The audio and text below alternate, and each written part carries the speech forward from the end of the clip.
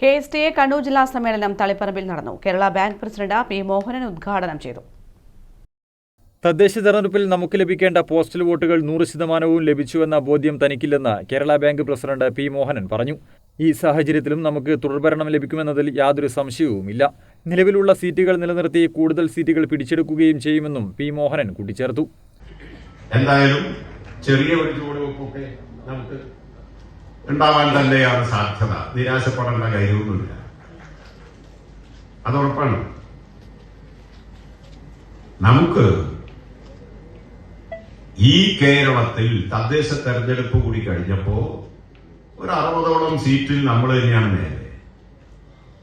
1000 താഴെ വോട്ടിന്റെ വ്യത്യാസത്തിൽ ജില്ലാ പഞ്ചായത്ത് എന്ന് പറഞ്ഞ അതൊക്കെ ഈ തദ്ദേശ തെരഞ്ഞെടുപ്പ് എന്ന് പറയുന്നത് പ്രാദേശിക തെരഞ്ഞെടുപ്പാണ്.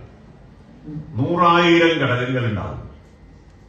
വ്യക്തിപരമായിട്ട് അയാൾ ആരോടെങ്കിലും വർഷത്തിലിടവിട്ട് ന്യായം പറഞ്ഞതോ അല്ലെങ്കിൽ അത് ന്യായം പറഞ്ഞാൽ തന്നെ ഉൾക്കൊള്ളാൻ പറ്റാത്ത രണ്ടാളുണ്ടാവും.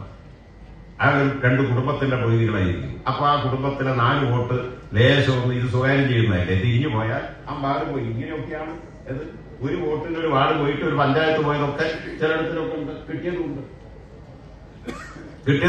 ഇങ്ങനെയുള്ള ഘടകങ്ങളെല്ലാം തദ്ദേശ തെരഞ്ഞെടുപ്പിനെ ബാധിക്കും. എന്നാൽ നിയമസഭാ തെരഞ്ഞെടുപ്പ് എന്ന് പറഞ്ഞാൽ പൂർണ്ണമായി ഈ സംസ്ഥാനത്തിന്റെ ഭരണവും ഭരണത്തിന്റെ ഭാഗമായി ജനങ്ങൾക്ക്, നമ്മളെല്ലാം ഉൾപ്പെടെയുള്ള കേരളത്തിലെ ജനങ്ങൾക്ക്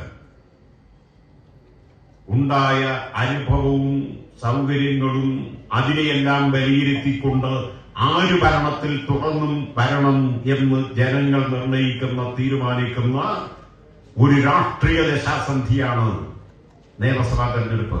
ജില്ലാ പ്രസിഡന്റ് കെ പ്രകാശൻ അധ്യക്ഷത വഹിച്ചു. Valsan Banoli, Santhosh Kumar, T K Shafi, K Santhosh തുടങ്ങിയവർ സംസാരിച്ചു. News bureau, Taliparamba.